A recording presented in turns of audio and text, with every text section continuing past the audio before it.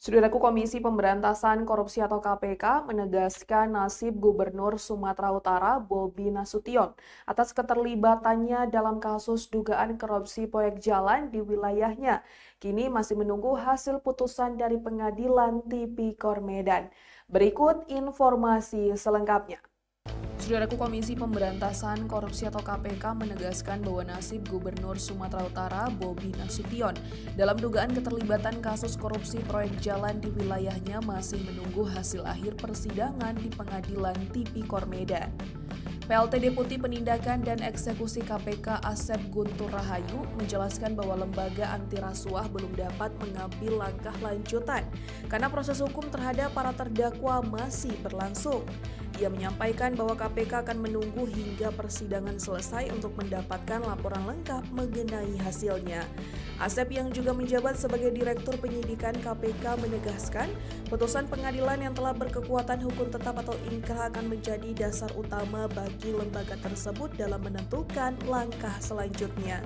Selama proses persidangan masih berjalan, KPK belum dapat menarik kesimpulan ataupun mengambil tindakan baru.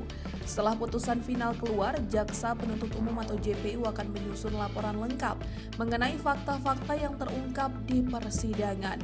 Laporan tersebut akan menjadi acuan bagi KPK untuk menentukan tindak lanjut, termasuk kemungkinan pengembangan kasus yang dapat menjerat pihak lain.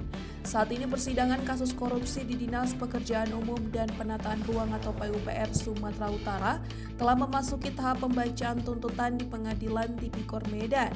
Pada 5 November lalu, Jaksa menuntut 2 terdakwa dari pihak swasta, yakni Ahirun Piliang, Direktur Utama PT Dalihan Natolo Group dengan tuntutan 3 tahun penjara dan denda Rp150 juta subsidiar 6 bulan kurungan. Selanjutnya, Raihan Dulasmi Piliang, Direktur PT Rona Namora dengan tuntutan 2,5 tahun penjara dan denda Rp100 juta subsidiar 6 bulan kurungan. Selain itu, Topan Ginting yang disebut sebagai anak buah sekaligus orang dekat Bobi Nasution akan segera disidangkan. Ia telah ditetapkan sebagai tersangka dalam kapasitasnya sebagai Kepala Dinas PUPR Sumatera Utara setelah terjaring operasi tangkap tangan atau OTT KPK pada 26 Juni lalu.